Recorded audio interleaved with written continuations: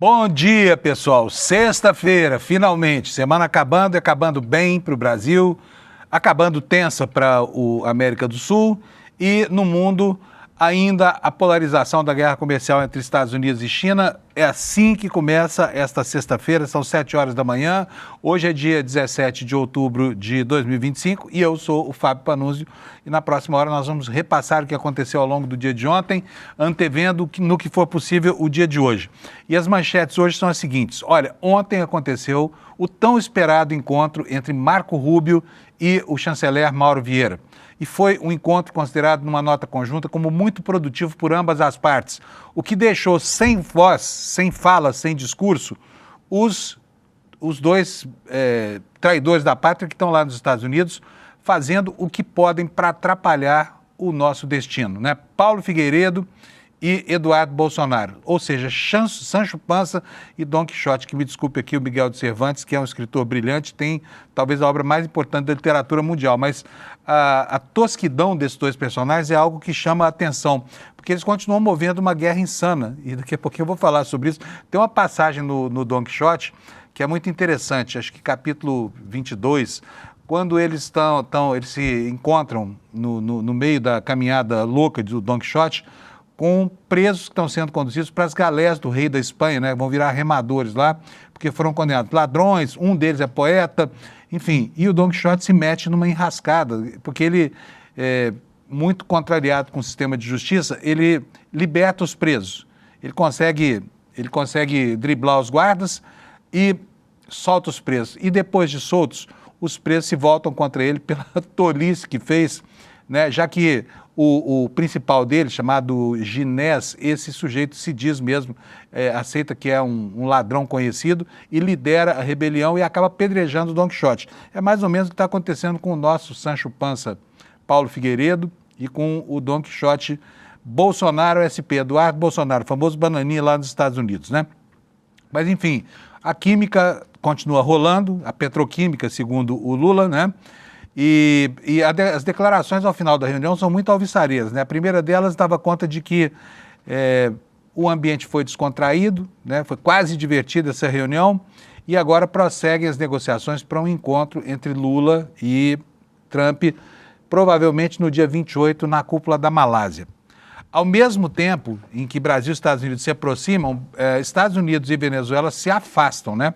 Porque manobras militares norte-americanas no Mar do Caribe, muito perto da capital da Venezuela, são uma verdadeira afronta, né? Uma ameaça permanente ali no calcanhar do Maduro, que o Trump não esconde, quer ver fora do governo da Venezuela. Gente, aqui tratando dos assuntos internos, nós temos hoje no site do ICL Notícias, vocês vão ver já, só deu a Amanda Miranda, nossa repórter lá em Santa Catarina, que não se cansa de denunciar os malfeitos dos bolsonaristas daquele estado, que não são poucos, né? Ontem, a deputada federal Ana Lima, a deputada do PT lá de Santa Catarina, protocolou uma representação na PGR contra quem? Júlia Zanata e Zé Trovão. Por quê? Porque estão traficando dinheiro para uma empreiteira que faz obras não só no município de Laguna, mas em vários municípios catarinenses. E daqui a pouco, a autora da denúncia, Amanda Miranda, vai estar aqui contando para a gente o que foi isso. E, ao mesmo tempo, a Amanda vai falar também sobre aquele espetáculo que aconteceu numa pequena cidade lá de Santa Catarina também, que contratou Zezé de Camargo e Luciano para um show por R$450 mil. E nesse show, o Zezé de Camargo fez lá um pequeno discurso a favor da anistia, uma coisa totalmente extemporânea. Sabe quanto custou? 450 mil, e isso é mais de metade de toda a verba de cultura desse município, tá? Daqui a pouco a Amanda conta pra gente. E hoje nós vamos ter o Lula, Costa Pinto, falando sobre a leitura de Maquiavel pelo presidente Lula. Finalmente aplicou punições aos infiéis, né? Está aplicando punições aos infiéis. Por enquanto, o que se sabe são apenas 2 demissões nas diretorias da Caixa Econômica Federal, mas podem chegar a quase 400 essas demissões, né? E você vai ver como o Instituto Data Alex, Sedilex, é profícuo e eficiente nas suas previsões. Ontem nós erramos muito, mas hoje não erramos nada. Bom dia, Alex. Bom dia, Panunzio. Bom dia, comunidade. Então, Panunzio, ontem foi 100% de acerto. Então, nesses 10 jogos, assim, a gente acertou 5. Então, a gente manteve na média de 50% de acerto aqui do Instituto, hein, Panunzio? Vamos nessa. Tá bom. Tá Nossa ótimo. meta é essa mesmo, né? 50% significa ou é ou não é. Isso né? mesmo. Então, mas só que nós temos que explicar a maneira, a nossa metodologia para as pessoas, né? Porque a gente toda vez divulga uma pesquisa tem que falar de metodologia. E a metodologia do Alex é aquela metodologia chamada copo meio cheio, copo meio vazio. Porque no programa de ontem nós tomamos uma surra da gente mesmo. Sim. A gente errou quase tudo, deu 20% de acerto só. Isso, foi uma vergonha, eu não acreditei. De 7 a gente acertou Palmeiras e Mirassol, erramos todo o resto. O Alex ficou tão chateado que hoje foi preciso eu passar na casa dele para buscá-lo para vir fazer o programa, senão ele não viria. Isso mesmo, senão eu Mentira. estaria em casa. Mas vamos lá. Bom, e aí ontem ele fez uma série de previsões, como vocês devem se lembrar aqui na abertura do programa, e você vai ver que ele acertou todas, ou seja, 100% de acerto. Muito melhor que muito instituto de pesquisa de verdade por aí, que também erra muito, né, Alex? Mas Isso a gente mesmo. pelo menos admite os erros. Então vamos botar o VT de ontem? Bora. O Alex prevendo os resultados da rodada da noite, tá? Ontem às 7 da manhã. Roda aí, Alex. Bora. Opa. Opa. Do Grêmio contra o São Paulo. Ó. Fluminense e Juventude será uma vitória do Fluminense. E no clássico Bavi, entre Vitória e Bahia, eu creio que o Vitória vai sair vitorioso desse confronto, Panunzio. Ô, Alex, mas faltou o primeiro. Põe de novo aí pra gente ver qual foi o resultado do primeiro. Vamos lá. Pera aí que entrou truncado. Foi. Grêmio e São Paulo será a vitória do Grêmio contra o São Paulo. Grêmio. Ó. Fluminense e Juventude. Foi, Panunzio. Bom, beleza. Então vamos lá. Agora, e o que foi que aconteceu de verdade, Alex? Então, Panunzio, ontem algo surpreendente, eu não sei o que aconteceu, que a gente conseguiu prever tudo. E ontem o Grêmio ganhou de São Paulo 2-0, 2 gols do Caio Vinícius. O Fluminense ganhou de 1-0, teve muita confusão ali no final do jogo. Os jogadores do Juventude saíram do jogo ali, se retirar da partida, porque houve alguma polêmica, porém eles não entenderam muita regra. E o Fluminense ganhou de 1-0 o gol do Thiago Silva ali contra o Juventude. E no clássico Bavi, Panunzio, esse estava difícil, porém com a nossa análise, nossas experiências aqui no mundo do futebol, a gente conseguiu acertar 2-1, ganhou fazendo gol ali no segundo tempo. E o Vitória conquistou essa vitória no clássico baiano ali contra o Bahia, Panunzio. Muito bom. Olha, a Lúcia Fernandes aqui na nossa área de comentários está dizendo assim, bom dia, Alex. Segunda-feira vou aceitar seus parabéns pela vitória do Flamengo, hein? Isso aí não vai acontecer não, Panunzio. Pois é. Gente, então é isso. DataLex, SEDLex é um instituto de pesquisa que tem a honra de vez em quando acertar tudo, mas de vez em quando também erra tudo. Então, na média, nós estamos indo aí mantendo a nossa tradição aqui de 50% de margem de erro, né? Você já sabe, porque a nossa metodologia é muito simples. É um instituto cujas rodadas levam em consideração apenas a opinião de um entrevistado, que é o Alex, que também faz a tabulação, confere os resultados e depois vem aqui pedir desculpa pelos erros, que são muito comuns, infelizmente. Isso mesmo, Panunzio, lembrando que eu já vou dar um palpite aqui, não estava programado. Palmeiras e Flamengo falam que é uma final antecipada, mas eu acho que é mais um jogo que vai ter no campeonato, vale apenas 3 pontos. O Palmeiras vai ganhar de 1-0 o gol do Andrés Pereira e vai seguir ali rumo ao título, Panunzio. Tá bom, hein? Sem a nossa audiência aqui tá revoltada com isso, viu? O pessoal tá revoltado demais. Mas... Gente, eu vou contar uma coisa para vocês. O Alex só faz essa tabela, mostra ela aí. Mostra ela aí, Alex. Foi. Por quê? Porque o Palmeiras está lá na ponta, tá vendo só? Porque se tivesse o Corinthians lá, tem certeza que essa tabela não apareceria aqui. A gente faria um jeito do Palmeiras estar na frente, Panunzio. Eu erraria de qualquer forma ali. Não confie na gente quando o assunto é futebol. Eu porque não entendo nada e o Alex porque é palmeirense assumido, tá? Sim, o menos clubista possível. Valeu, Panunzio. Tá bom, beleza. Então vamos continuar, gente? Vamos lá para a previsão do tempo. Hoje o pau tá quebrando no sul do país, hein? Uma frente fria entrando pelo Paraguai, arrebentando aqui. Olha, tá no mapa aqui da previsão. Vou até colocar para vocês, porque hoje nós temos as 3 cores dos alertas de tempo inclemente, de tempo impiedoso, né? Ao mesmo tempo aqui entre o sul do Paraná e a região de Erechim, lá no Rio Grande do Sul, né? Lá no Rio Grande do Sul e no extremo sudoeste de Santa Catarina é que tem a situação mais grave. E aqui é grave mesmo, tá? O que o INMET está falando para a gente? Olha, chuva superior a 60 milímetros. 60 milímetros são 6 centímetros de água sobre o chão, tá? Ou maior até do que 100 milímetros por dia. Mas com vento, com muito vento, vento que pode superar 100 km por hora e a situação meteorológica pode ser agravada ainda por queda de granizo. Por isso, está previsto aqui grande risco para edificações, corte de energia elétrica, estragos em plantações, quedas de árvores, alagamentos, transtornos no transporte rodoviário para essa regiãozinha aqui, olha, do extremo oeste do Rio Grande do Sul e também extremo sudoeste de Santa Catarina, né? Vamos voltar para o mapa aqui agora, porque tem outros alertas. Eu vou tirar essa figura daqui. Tem um alerta de menor gravidade, esse aqui praticamente abarca toda a região sul, menos o litoral. Vamos saber o que está previsto aqui, olha. Chuva superior a 60 milímetros ou 100 milímetros por dia, portanto vai chover a mesma coisa que lá mais perto da fronteira. Ventos superiores a 100 km por hora, queda de granizo, é a mesma coisa. Portanto, gravidade grande aqui para essa região, vocês aí do sul do país se acautelem, tá? E tem um outro alerta amarelo, também um alerta de tempestade, mas com risco um pouco menor. Chuva de 20 a 30 milímetros, acumulando 50 milímetros por dia. Ventos não tão intensos, mas ainda assim bastante importantes, na casa de 40 a 60 km por hora e também risco de queda de granizo, tá? E isso vai mudar o tempo no fim de semana. Quem espera aqui no Sudeste, por exemplo, que nós tenhamos um fim de semana aproveitável, pode dar um jeito de sair do trabalho mais cedo hoje, tá? Porque amanhã e domingo, principalmente domingo, vai ser dia de tempo muito severo, tá? E eu vou agora diminuir aqui o tamanho do meu mapa para que a gente possa ver temperaturas nas principais regiões do Brasil. Olha aqui, ó, aqui nessa região aqui no sul, hoje o INMET coloriu essa região aqui, olha, que eu falei, né, o oeste do Paraná e de Santa Catarina com cor preta aqui, ó, de tão grave que está a coisa, tá? Então vamos lá, temperaturas máximas e mínimas. Porto Alegre amanheceu com 17, vai a 24, Florianópolis, pancadas de chuva, vai a 25, Curitiba também pancadas e trovoadas, vai a 26, São Paulo terá 34 graus de calor hoje, né, quente aqui em São Paulo. No Rio de Janeiro, a temperatura chega a 32, portanto, carioca, vocês perderam no termômetro para nós, hein? São Paulo está ficando poderosa.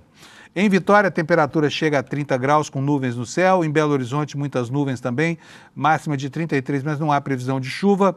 Em Goiânia, poucas nuvens, um inferno lá, 35 graus de calor. E Brasília também, poucas nuvens, hoje não chove, 31 graus. Em Campo Grande, diferente, né? Muitas nuvens, pancadas de chuvas isoladas. Olha, o bom é que aqui no Mato Grosso do Sul, essa chuva está molhando o Pantanal, né? E aí o risco daqueles incêndios prolongados que nós tivemos nos últimos anos é menor. Olha, a previsão para Campo Grande, muitas nuvens, pancadas de chuva, temperatura vai a 34 graus. Em Cuiabá vai a 37 graus e também terá pancadas de chuva isoladas.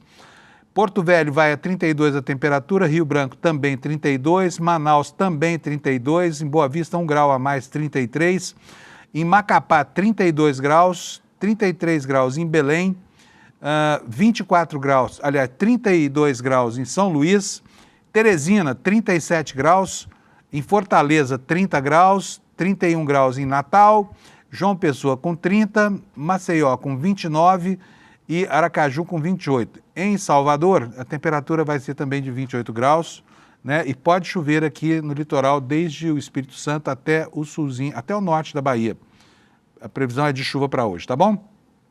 Então vamos passar agora o noticiário. Vou apresentar para vocês a capa do ICL Notícias de hoje, para que vocês tenham uma ideia do que está rolando na nossa agenda aqui, na nossa agenda temática, né? O site abre com essa foto. Aliás, a foto foi uma péssima escolha, hein? Foto cuja fonte foi a Embaixada do Brasil nos Estados Unidos, mas tiraram as fotos lá, que parece que o Mauro Vieira está estendendo a mão e o Marco Rubio não quer pegar, tá? Vou mostrar para vocês essa foto aqui. Aqui no nosso site, a foto foi cortada porque aquela foto não representa o espírito dessa reunião aqui. E o título é A Química Continua, reunião entre Vieira e Marco Rubio foi produtiva. Com relação ao Supremo Tribunal Federal, mais uma vez Bolsonaro vai virar alvo de uma investigação judicial porque o ministro Alexandre de Moraes autorizou abertura de um inquérito sobre as interferências de Bolsonaro na Polícia Federal. E vocês estão sabendo da escaramuça entre Gilmar Mendes e Luiz Fux, né? O clima está bem ruim entre eles. Ontem, a Mônica Bergamo informou para a gente que eles tiveram uma conversa bastante dura lá num dos intervalos de sessão do Supremo.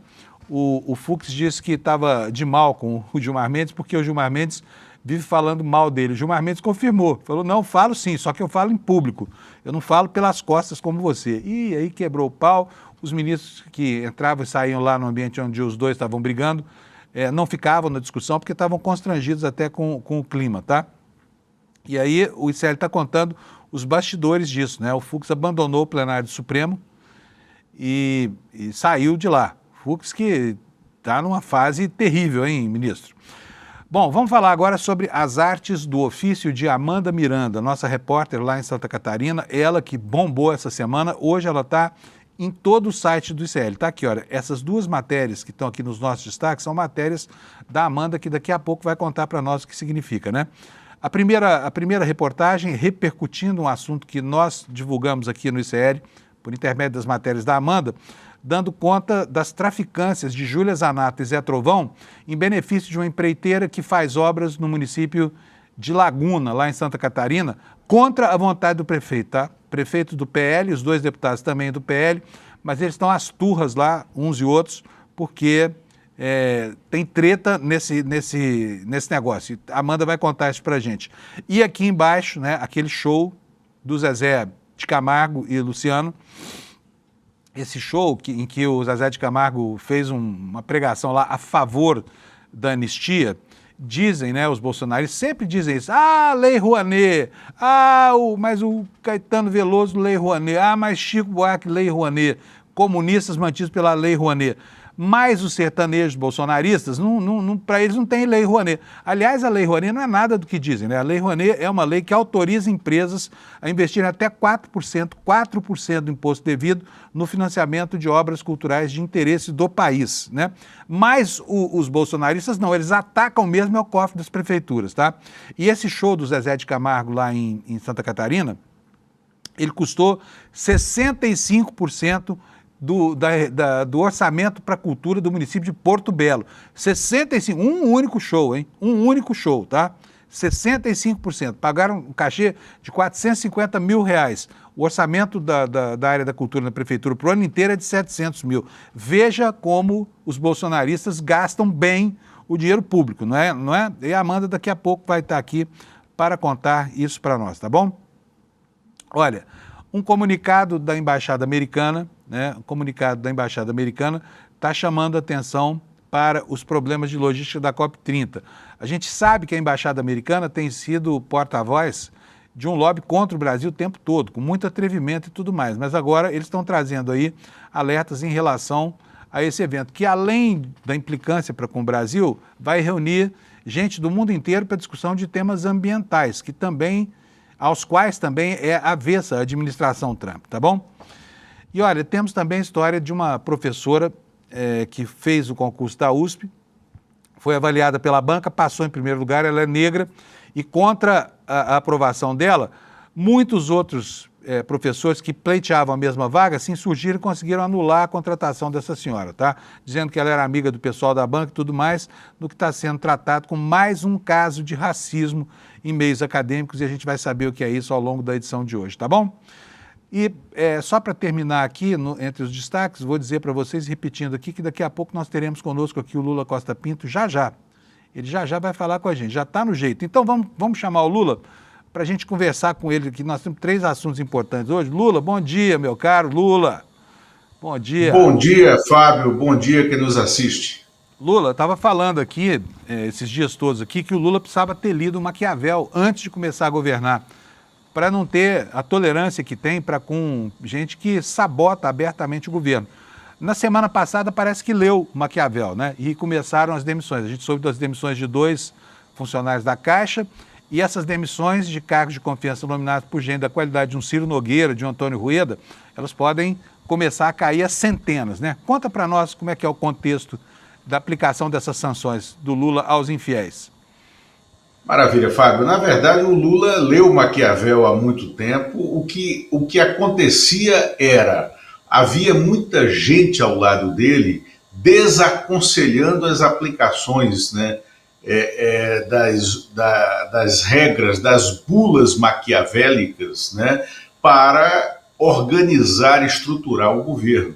E o que aconteceu essa semana foi que o Lula começou a operar o que deveria ter sido feito há muito tempo.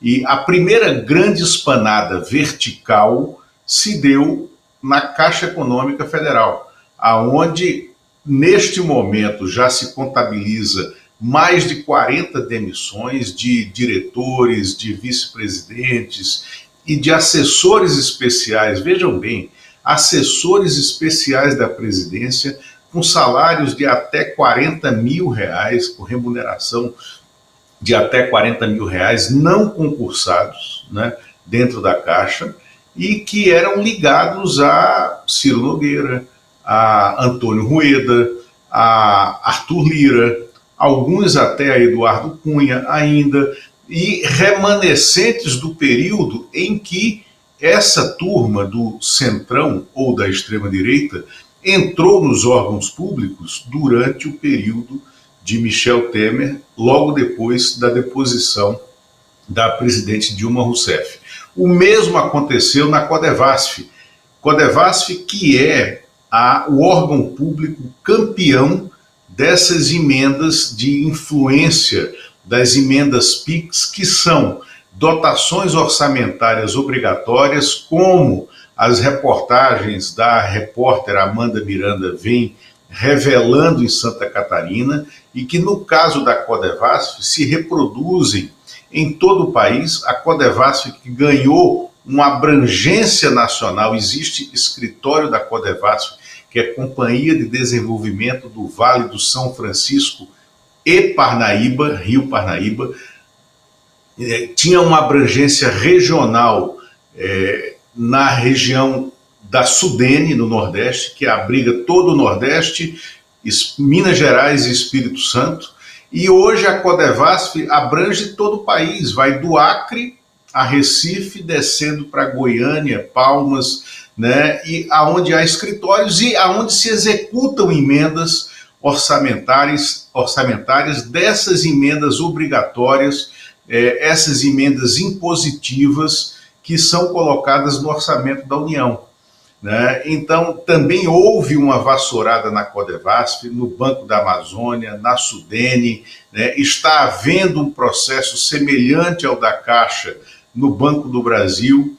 E isso é muito saudável, Fábio, para organizar o governo dentro da filosofia e do programa que o Palácio do Planalto quer. E isso esvazia as lideranças de oposição, as lideranças do Centrão no Congresso Nacional. Então, o que aconteceu essa semana foi o início de um processo lógico de retorno da governabilidade ao Palácio do Planalto, à liderança do governo na Câmara, né? E na próxima quinta-feira, dia 23, você falou disso aqui ontem, eu acho, ou anteontem, né? Haverá uma audiência de informação, de equalização de informação no Supremo Tribunal Federal, chamada pelo ministro Flávio Dino, para resolver essas questões das emendas impositivas, das emendas secretas ao orçamento. Muito bom. Lula, outro fato muito importante, e aqui eu tenho chamado a atenção todo dia de manhã, para a proximidade entre esses eventos e a cidade que vai sediar a COP, né, que é Belém do Pará, está a 2.000 e poucos quilômetros de Caracas, capital da Venezuela, e tem aviãozinho dos Estados Unidos, aviãozinho não, aviãozão, né, bombardeiro B-52 rodando ali. Mas eu quero ler para você, porque a despeito dessa preocupação no campo da diplomacia, porque isso pode sim, efetivamente, criar consequências aqui no Brasil, criar essas por aqui, nós tivemos ontem, finalmente, a reunião entre Marco Rubio e o chanceler Mauro Vieira, e foi muito bom o resultado.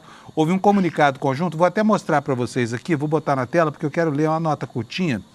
Está aqui, olha, declaração, bota aí para mim, Alex, por favor. Declaração conjunta do ministro das Relações Exteriores e do representante de comércio dos Estados Unidos. Foi publicado em inglês, em português, lá e cá, tá? Então, o teor é o mesmo. E a nota diz o seguinte: hoje o secretário do Estado Marco Rubio e o representante de comércio dos Estados Unidos, Jamieson Greer, se reuniram com o ministro das Relações Exteriores do Brasil, Mauro Vieira, e mantiveram conversas muito positivas sobre comércio e questões bilaterais em andamento. O secretário Rubio, o embaixador Greer e o ministro Mauro Vieira concordaram em colaborar e conduzir discussões em várias frentes no futuro imediato, além de estabelecer uma rota de trabalho conjunto. Ambas as partes também concordaram em trabalhar conjuntamente pela realização da reunião entre o presidente Trump e o presidente Lula na primeira oportunidade possível. Essa primeira oportunidade é já na semana que vem, no dia 24. Agora, o que eu quero mesmo te mostrar, Lula, é isso aqui, olha. É como eu tenho maior apreço pelo Cervantes, tá? E pelo Don Quixote. Não estou depreciando, não. Sei da importância dessa obra literária. Mas que o Paulo Figueiredo parece o Sancho Panza, né? E o Bolsonaro, o SP, o tal do Bananinha, parece o Don Quixote na sua loucura, isso parece. Olha só o que eles escreveram ontem. Pensa numa nota que não diz nada. Encontramos, conversando, foi muito legal, uma hora vamos encontrar para conversar mais. Diz o despeitado e invejoso Paulo Figueiredo. E aí o Bananinha, olha aí, coloca uma foto dele em frente ao Departamento de Estado lá nos Estados Unidos e um monte de bandeirinha do Brasil escrito nós venceremos. Venceremos o quê mesmo, hein, Lula? Porque nem se tratou de Bolsonaro, não foi mencionada a palavra Bolsonaro nessa reunião, né? Pois é, Fábio, é um clichê das coberturas de guerra dizer que na guerra a primeira morte é a da verdade, né? Nesse caso aqui, estamos em guerra, numa guerra tarifária com os Estados Unidos, declarada por eles, né?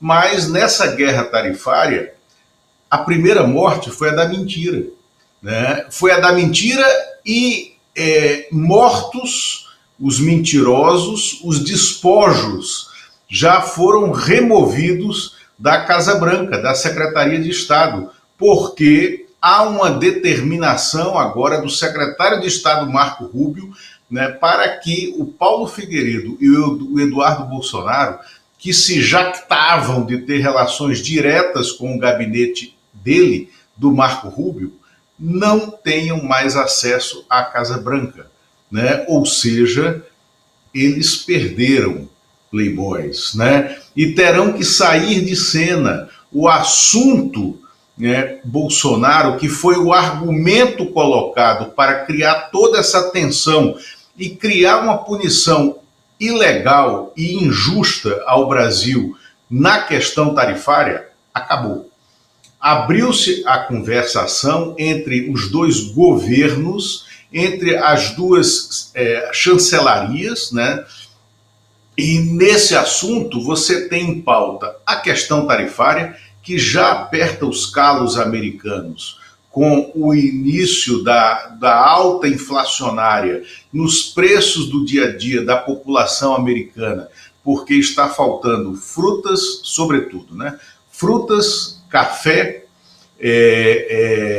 carne e produto, carne, né? Proteína animal, né? Então, esse é o primeiro assunto dessa negociação e a tendência é que seja resolvida a favor do Brasil, né? Há um segundo assunto na pauta, que é o governo brasileiro quer a imediata suspensão de todas as punições na área judiciária, de assessores de governo, de ministros, em relação à Lei Magnitsky, né, que é absolutamente inadequada para esse tipo de caso, para essa punição, né, e também a volta dos vistos do pessoal de governo no Brasil e de seus familiares.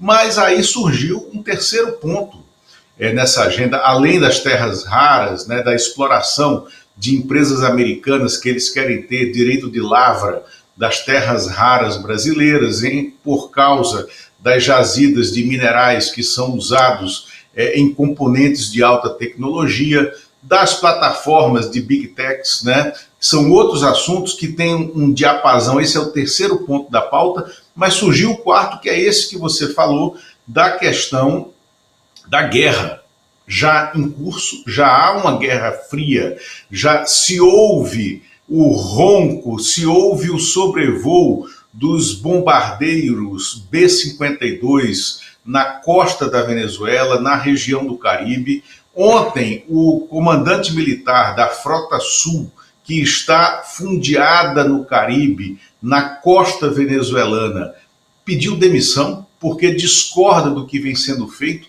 o bombardeio que é criminoso a barcos que não é uma execução sumária de civis que estão naqueles barcos, que podem ser traficantes ou não, mas que vêm sendo assassinados pelo governo americano nesses bombardeios. E há uma iminente escalada que pode se levar a uma invasão terrestre inédita na América do Sul, uma invasão terrestre de tropas americanas a Caracas, a costa venezuelana, para depor um governo que é um governo autoritário, é um governo corrupto, é um governo autocrático, mas é um governo.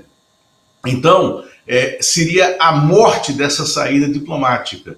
E o presidente Lula, a chancelaria brasileira, se houver uma janela ainda para esse encontro pessoal, que ao contrário do que a Globo News, o G1 divulgaram ontem, dizendo que seria só em novembro e não seria na Indonésia, há ainda um ponto claro dessa conversa Lula-Trump ocorrer na Indonésia no fim da semana que vem. Isso me foi dito ontem pelo Palácio do Planalto, por pessoas do Palácio do Planalto que estão montando a agenda do presidente Lula.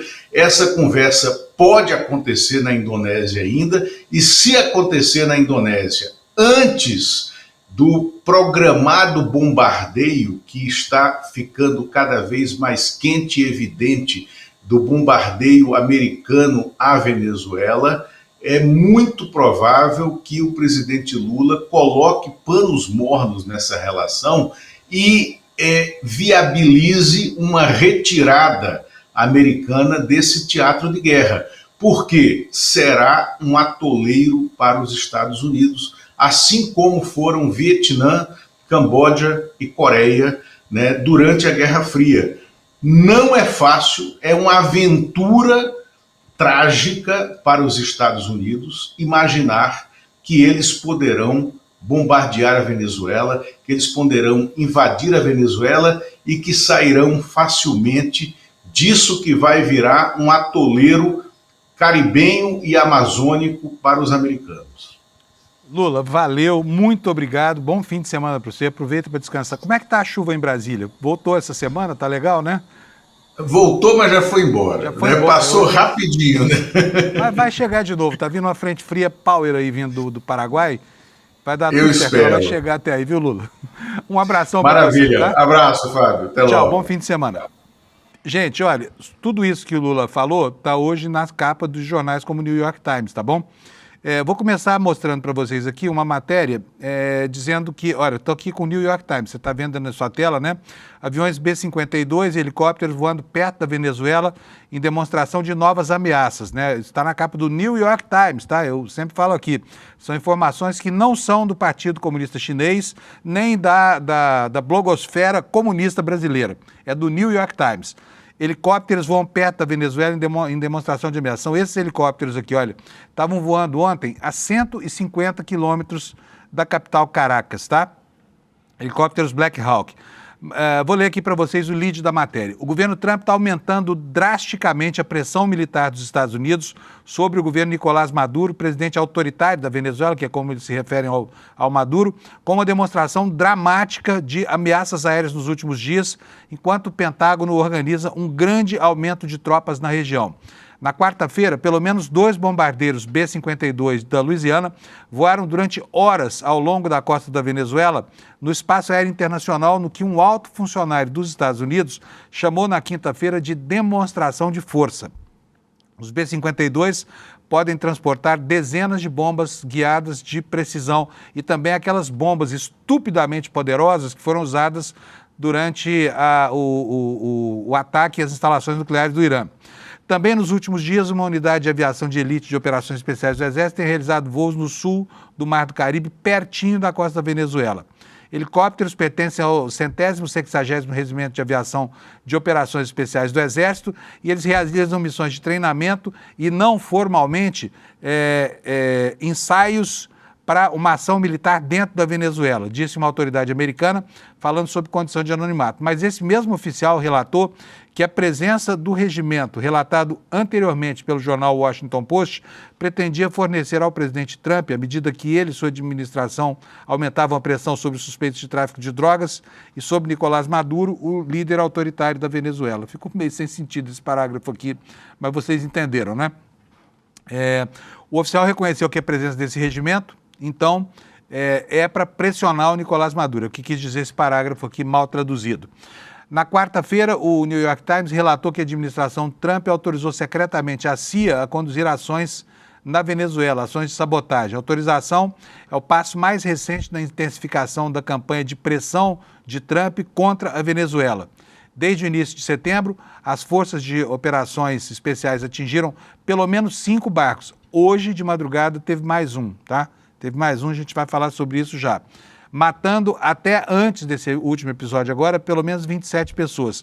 Autoridades americanas deixam claro em privado que o principal objetivo de tudo isso que está acontecendo, sob o manto, sob a justificativa do combate ao tráfico de drogas, é nada mais, nada menos que a deposição de Maduro, tá? Agora, isso não se faz sem custo. Não se faz sem custo. Por quê? Porque matar inocentes sem provar que as ações cujos alvos são fustigados pela aviação norte-americana é crime, até numa guerra, né? Não se sabe exatamente o que ia nesses barcos, como é que o governo americano chegou a essas informações, ele simplesmente manda detonar e ali os restos afundam no oceano e ninguém jamais vai saber quem estava nos barcos, se o objetivo era traficar drogas, se era um barco de pesca, o que era aquilo, né? Em função digamos assim, dessa vertente sádica dessas ações trumpistas, isso já começa a gerar inconformismo no alto comando das Forças Armadas. Tanto que um comandante de toda a região sul, inclusive das águas do Caribe, das ações militares na América do Sul, pediu demissão. 1 ano e meio antes de completar um dos mandatos mais importantes, uma das missões mais importantes para os militares americanos. É esse aqui que está na tela, ele se chama Alvin Halsey, e aqui o jornal afirma, está saindo 1 ano e meio antes do fim do mandato, enquanto as tropas dele no Pentágono intensificam ataques no Mar do Caribe, né? E o que é que nos diz aqui, mais uma vez, o New York Times? O comandante militar que supervisionava os crescentes ataques do Pentágono contra barcos no Mar do Caribe, segundo o governo que contrabandeiam drogas, disse na quinta-feira que estava deixando o cargo, quinta-feira ontem. O oficial almirante Alvin Halsey está deixando seu emprego como chefe militar dos Estados Unidos. Chefe do Comando Sul, ele que supervisiona todas as operações da América Central e da América do Sul, embora o Pentágono tenha reunido rapidamente 10 mil soldados na região, no que diz ser uma grande missão antidrogas e antiterrorismo.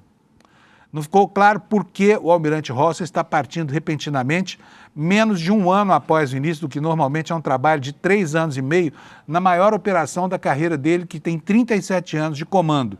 Mas um atual e um antigo funcionário dos Estados Unidos, ambos falando sobre condição de anonimato, disseram que o almirante Halsey levantou preocupações sobre a missão e os ataques aos alegados barcos de drogas, né? E nesse último ataque dessa madrugada, houve pela primeira vez sobreviventes, porque antes os aviões americanos atacavam e simplesmente matavam todo mundo. Dessa vez não, foi diferente. A coisa não sei se por um descuido ou se por desejo mesmo de deixar, né, testemunhas dessa operação, dessa vez houve sobreviventes. A gente não sabe em que estado eles se encontram. Bom, dito isso, gente, vamos voltar aqui para o Noticiário Nacional. Eu vou chamar logo a Amanda Miranda. Gosto muito quando ela aparece aqui no jornal. Oi, Amanda, bom dia, tudo bem? E hoje, gente, a Amanda está no nosso site inteiro. Todas as matérias hoje são da Amanda, praticamente no site do CL, porque essa semana, aliás, parabéns, viu, Amanda? Ela fez ótimas matérias lá, mostrando primeiro a história da Júlia Zanato e do Zé Trovão, traficando dinheiro lá em Brasília através de emendas PIX para uma empreiteira que, atuando no município de Laguna, fazia obras contra a vontade do prefeito. E aí, né, briga entre irmãos, não é isso, Amanda? e agora isso virou uma representação para se investigar a atuação de Zé Trovão e Ana Raio, ou seja, Júlia Zanata. Vai lá, Amanda, conta para nós isso aí. Bom dia, gente. Bom dia, Desperta. Muito bom estar aqui com vocês de novo. É uma pena não poder estar aqui todo dia, né, te fazendo companhia, mas... Olha, mas se quiser, pode, tá? Se quiser, pode. Eu sei. A gente tem conversado quase que diariamente. Eu sei que as portas e as telas estão abertas aqui. É só uma questão de logística mesmo, né? Mas essa questão da investigação, da representação da deputada Ana Paula Lima na PGR, né, no Ministério Público Federal, eu recebo essa notícia com uma dose bem grande de alívio, sabe? Porque quando o jornalismo atua para tentar descortinar questões que estão ocultas do interesse público e do grande público, a gente faz isso para provocar os órgãos de controle, né? Para provocar quem de direito possa estabelecer ações e medidas concretas que nos levem a resolver essas grandes questões. Como eu sou uma cria das redes sociais, né? Eu comecei a formar uma comunidade em torno das minhas apurações junto aos portais da transparência. Volta e meia eu sou questionada, tá, mas e o Ministério Público? Tá, mas e os órgãos de controle? E são respostas que raramente eu consigo dar para a comunidade, para a audiência, para as pessoas que me acompanham, porque esses órgãos, eles precisam ser provocados. E a função do jornalismo, ela também envolve provocar esses órgãos de controle, mas a partir das nossas reportagens. Quem tem que fazer acontecer, né, é o setor político, é a sociedade civil. O nosso trabalho, ele termina quando a gente consegue descortinar um fato, como é o caso dessas questões polêmicas aí envolvendo fraudes em contratos abastecidos com emendas PIX dos deputados Zé Trovão e Ana Raio e Júlia Zanata, e outros deputados também que eu menciono ali nas reportagens.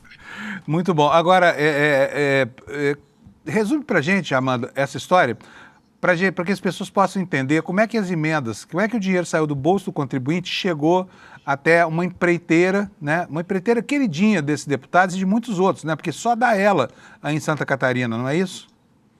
Uma empreiteira com contratos vultuosos também com o governo do estado, que eu ainda não cheguei lá, eu só vi a soma total no portal da transparência, no nosso governo do estado, que é bolsonarista, aqui em Santa Catarina também, né? Mas, basicamente, as prefeituras contratam as empreiteiras. No caso, a gente está falando de 2 prefeituras que têm contratos investigados pelo TCE, que é o caso de Laguna, e pelo TCU, que é o caso de Canelinha, que é aqui perto da Grande Florianópolis, aqui na região. Laguna é no litoral sul.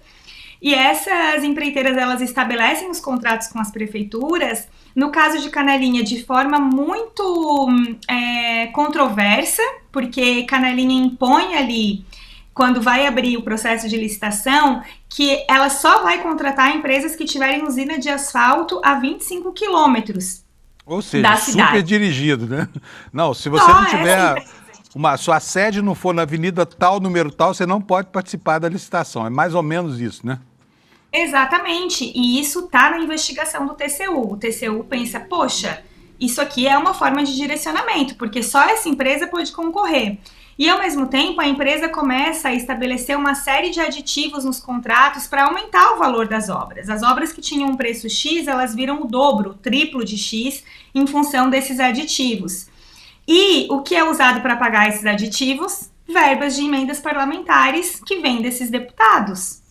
Então, é um modus operandi, praticamente, né, que eu, embora esteja olhando só para essas emendas de Santa Catarina, mas eu tenho uma hipótese muito forte de que isso se repetiu em muitas localidades desse país imenso que a gente tem, né?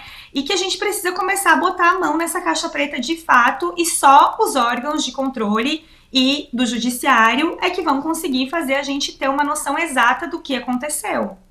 Muito bom. Gente, a Amanda fala que ela é produto das redes sociais, mas ela é pós-doutora, tá? Em comunicação social. Então, vamos respeitar o currículo dela. Amanda, fala para nós aqui sobre aquele show do Zezé de Camargo e Luciano, que virou um comício praticamente a favor da anistia. 450 mil reais de cachê, né? Quanto é que é isso em relação ao orçamento do município? Então, em relação ao orçamento, eu não fiz a conta, mas em relação à receita de turismo, a gente contabilizou ali 65% da receita de turismo. Porto Belo arrecada dinheiro para o turismo com os navios que atracam lá por perto, né? E a previsão de arrecadação para esse ano todo era de R$700 mil. No portal da Transparência está um pouquinho mais, está arrecadando um pouquinho mais do que isso. Ou seja, muito mais da metade do que foi arrecadado para o município em si, porque tem outras verbas que o município recebe da União também, né? Pode receber de emenda PIX, pode receber também de outras cotas de transferência especial, mas que o município arrecadou sozinho, ele consumiu mais da metade para pagar o show do Zezé de Camargo e Luciano.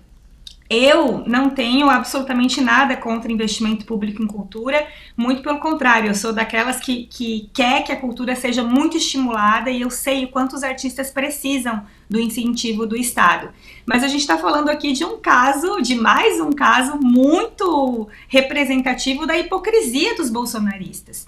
Porque lá em 21 de setembro, quando a gente teve aquela manifestação maravilhosa que em Copacabana reuniu grandes astros, estrelas, artistas da nossa MPB, eles foram para a rede social mentir que era a Lei Rouanet que estava bancando aquilo, né? Quando na verdade não tinha R$1 de investimento público. E nesse caso tem muito investimento público, né? E é um investimento aí que compromete a receita do estado, da cidade de Porto Belo, que é uma cidade pequena e uma cidade turística, e a prefeitura não quis me responder como ela vai fazer para investir em turismo agora que ela comprometeu boa parte da sua receita com esse show, né? Vai começar aí uma nova temporada. Porto Belo é uma cidade que recebe turistas do mundo inteiro, porque ela também recebe turistas de cruzeiros, né, de navios.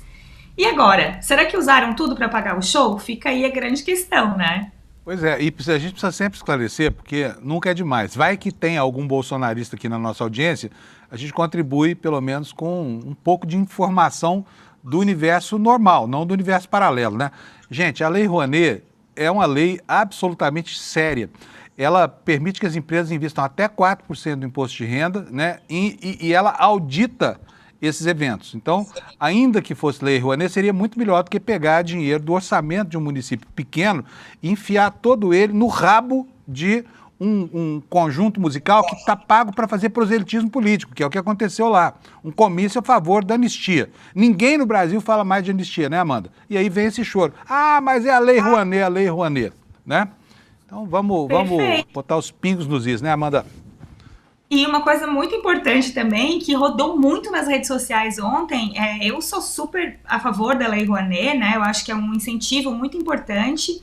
E a boa parte das pessoas não sabe ou finge não saber que são as empresas que financiam, né, os produtos culturais, os ativos culturais pela Lei Rouanet.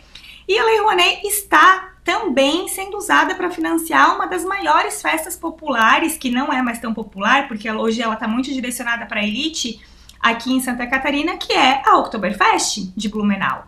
Tá lá a logo do Ministério da Cultura e da Lei Rouanet. Né? Então, quer dizer que para alguns eventos ela pode ser usada, mas para outros não, né? E no caso também sempre essa tentativa de distorcerem, de forçarem um discurso de que os artistas que apoiam um governo popular ou um governo de esquerda são artistas que estão sendo pagos, quando na verdade a gente sabe que essas manifestações são espontâneas, porque o nosso campo de artistas da MPB é um campo engajado desde as lutas anti-ditadura, né? Então, acho que foi muito representativo isso que aconteceu aqui, não só por ser no estado de Santa Catarina, que é um berço do bolsonarismo, não só por envolver um artista sertanejo, que é considerado também um campo muito afetado pelo extremismo e pela radicalização bolsonarista, mas especialmente por traduzir essas contradições do bolsonarismo, que eles querem que a gente não invista em cultura, mas se for para investir num sertanejo que usa a camiseta da anistia, daí pode. Porque isso realmente não é investir em cultura. Não é. Concordo, Bom, mas gosto não se discute, não estamos condenando quem gosta de música sertaneja. É o comportamento insidioso desses grupos aí, entendeu? Que abusam das prefeituras e com contratos milionários que muitas vezes prevê a devolução de uma parte do dinheiro que recebem, tá?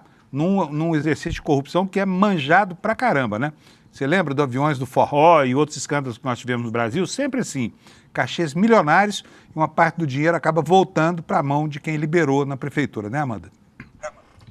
Sim, inclusive, o nosso colega, que tem um trabalho muito legal também no Instagram e no TikTok, que é o Thiago Foltran, que trabalha com informação política também, ele descobriu um contrato recente dessa mesma dupla que ganhou, que numa outra cidade no interior do Paraná cobrou 600 mil. Então, também existe uma diferença aí meio enigmática nos valores, né? De 450 para 600 mil, no fim das contas, Porto Belo pagou menos. Mas vai saber como acontecem essas negociações. A gente não tem licitação para esse tipo de contrato. Então, é tudo muito nebuloso, muito estranho, né? Muito bom. Amanda, parabéns. Hoje a Amanda Bamburro, que está no nosso site inteiro, é tudo matéria dela praticamente, tá? E o trabalho que ela vem fazendo. Só mais uma coisinha, como é que é ser jornalista, ter essa visão crítica do processo político num estado como Santa Catarina, Amanda? Como é que você passa aí os seus dias, hein?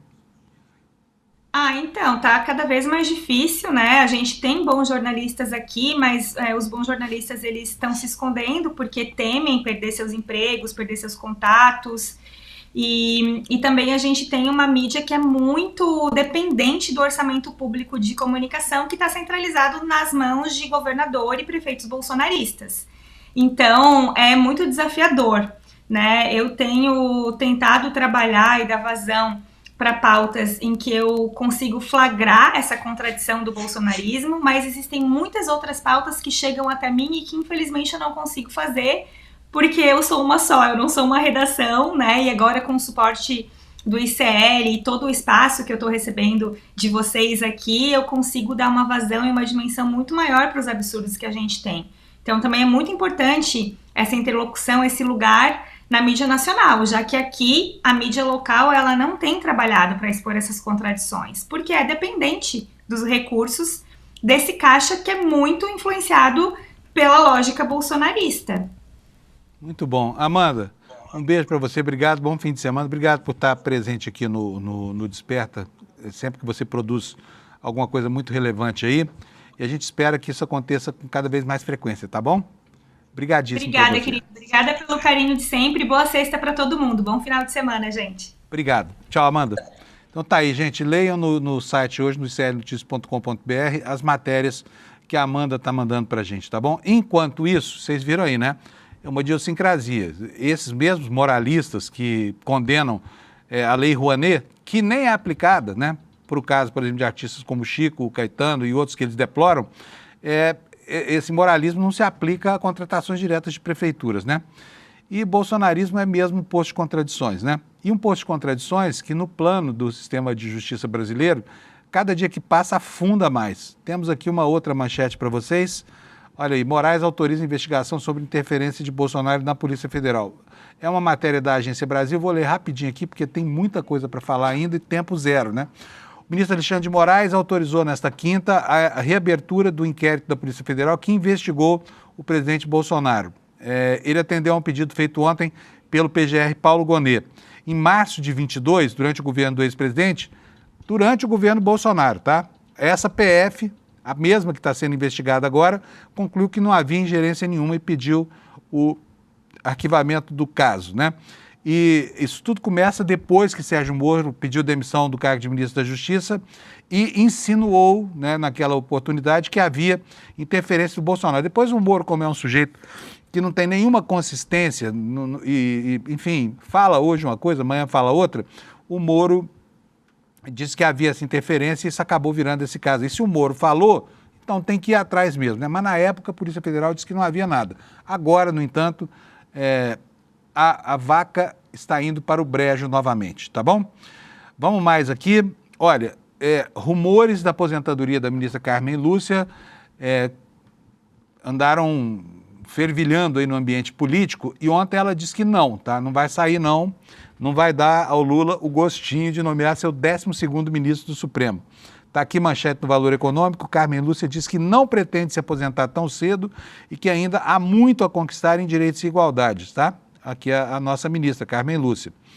A ministra Carmen Lúcia do Supremo disse nesta quinta-feira que não pretende se aposentar tão cedo e afirmou que ainda há muito a ser conquistado no campo dos direitos e da igualdade. O que ela falou? Antes disso, eu não penso em me aposentar tão cedo. Eu acho que há muitas mudanças, mas ainda estamos longe do que queremos em termos de direitos das pessoas, afirmou a ministra durante o evento Sempre um Papo aqui em São Paulo, lá no Sesc de Pinheiros. Declaração dada no momento de expectativa sobre quem o presidente Lula vai nomear para a vaga do ministro Barroso, que amanhã deixa de ser ministro, formalmente, vira ex-ministro do Supremo Tribunal Federal. Vocês sabem que os mais cotados são o Jorge Messias, o advogado-geral da União, o presidente do Senado, Rodrigo Pacheco, correndo por fora ali, apoiado pelo senador Davi Alcolumbre, e o Bruno Dantas, do Tribunal de Contas da União. Mas é fato, e hoje o Lula Costa Pinto me disse aqui mais cedo, que ele mesmo não acreditava na unção do Jorge Messias, o famoso Bessias. Mas agora, ele ontem teve uma reunião no Palácio do Planalto e uma fonte dele, que é uma fonte muito qualificada, contou que a nomeação é mesmo do Messias e está certa essa nomeação, tá? E aí fica, né, a pressão do lobby feminino sobre o presidente da República. Por quê? Porque ele, de fato, esqueceu a diversidade, né, como critério norteador desse tipo de nomeação. Vamos caminhar com o noticiário? Olha só, a matéria no blog do Fausto Macedo, de duas feras do jornalismo, que são o Marcelo Godoy e o Fausto Macedo, dando conta para a gente, olha aqui, ó, de um outro escândalo, né, que vincula bancos ao PCC. Mudança numa lei de câmbio anistiou 5 bancos que vinham sendo investigados por lavagem de dinheiro do PCC e também do Hezbollah. Uma alteração retirou da Polícia Federal o principal argumento para solicitar a punição dos envolvidos no esquema bilionário de evasão de divisas. Os bancos negam irregularidades. O BC diz que a nova lei aumentou a responsabilidade das instituições sobre a avaliação interna de riscos em caso de prevenção à lavagem de dinheiro. Ou seja, quem vai financiar os bancos, quem vai fiscalizar os bancos, são os próprios bancos, tá?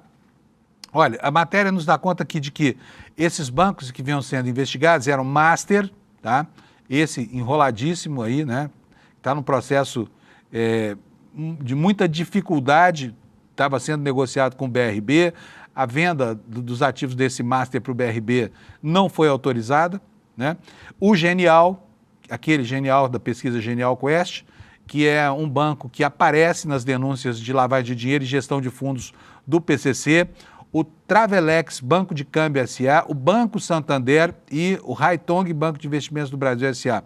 Outros 4 bancos e uma corretora de valores se recusaram a entrar na operação e denunciaram o esquema PF. Quer dizer, foi gente do próprio mercado financeiro, tá bom? Procurados, os bancos negaram envolvimento. E aqui a matéria explica que o processo de mudança da legislação cambial ocorreu em paralelo ao avanço dos trabalhos da Polícia Federal.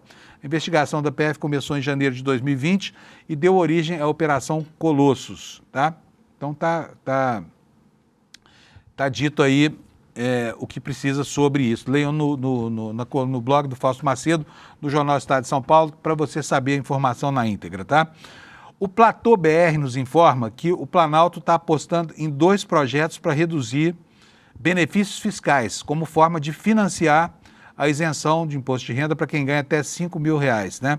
Mas a matéria já começa aqui ressaltando no intertítulo que depende da boa vontade de Alcolumbre e Mota para aprovar propostas que caíram com a MP 303 que caducou, né? Então, vamos ler aqui um trechinho do lead para você se orientar e eu já preciso começar a ir para o encerramento do programa. Assim que perdeu na Câmara a votação da MP 303, o governo passou a traçar um plano para arrecadar os 35 bilhões. Nessa semana, os 2 presidentes deram sinal de que se empenharão na ajuda, presidentes da Câmara e do Senado. O Alcolumbre adiou 2 votações importantes do Senado para dar tempo ao governo para negociar. Atendendo ao governo, ele atuou para adiar a votação da LDO 2026, que é a Lei das Diretrizes Orçamentárias, e cancelou a sessão do Congresso destinada a apresentar vetos do presidente, que era outro assunto que incomodava profundamente o governo nesse momento. No pacote de vetos estava um projeto que altera regras de licenciamento ambiental de interesse direto do Alcolumbre, portanto, aqui a gente pode enxergar, né, sinais evidentes de um certo sacrifício do Alcolumbre, que virou, talvez, o maior defensor da exploração do petróleo na foz do Rio Amazonas. Mota também emitiu sinais de alinhamento com Lula e recebeu do governo um pedido para acelerar a tramitação de propostas elencadas para a compensação. 2 textos que alteram benefícios fiscais foram destacados pelo governo. Um dele, de autoria do líder do governo na Câmara, Josué de Guimarães, estabelece a redução linear de incentivos tributários, que pode render 19,7, quase 20 bi em receitas, né? E outro montante ainda não estimado, pode ser assegurado com o PLP 41/2019, do senador Espiridião Amin, que cria critérios objetivos para concessão, alteração, avaliação periódica de benefícios de natureza tributária, tá? E assim, acabou meu tempo, preciso convidar vocês para a festa de aniversário dos 5 anos do ICL. Eu já disse aqui essa semana, né, que a gente está completando esses 5 anos aí, 5 anos vitoriosos e virtuosos, né? E que nós jornalistas, gostamos de celebrar, porque foi exatamente aqui no ICL que a gente encontrou o espaço dos sonhos para fazer um jornalismo que nos permite não ter um script, não ter ordens editoriais, não ter que ler aqueles editoriais odiosos, onde os patrões impõem a sua vontade à guisa, né, da vontade de uma pessoa jurídica, que é a empresa de comunicação. Então nós estamos fazendo 5 anos, é super importante essa data, o ICL já provou que veio para o Brasil e a gente gostaria muito de receber a sua ajuda para o financiamento da nossa atividade. A empresa hoje tem muitos funcionários, são quase 500 funcionários, né? Todos eles trabalhando para prover a melhor informação para você, a mais livre e a mais crítica informação e mais responsável. Não por acaso o ICL é o sucesso que é. E se você quiser nos dar um presentinho, vai aqui, olha, no despertaicl.com.br, despertaicl.com.br e fica sócio vitalício da gente, tá? Você está fazendo um grande investimento em você mesmo, tá? Porque hoje informação mais do que nunca é uma arma de defesa da cidadania e da vida e da democracia. Olha, bom fim de semana para você, obrigado pela sua audiência, a gente se encontra aqui segunda-feira para ver como é que ficou o mundo depois deste fim de semana que promete ser tenso no Caribe e também no Brasil. Tchau, obrigado pela audiência. Don't waste my time. Na loja Sou ICL você encontra camisetas, canecas, mochilas e bonés que carregam ideias.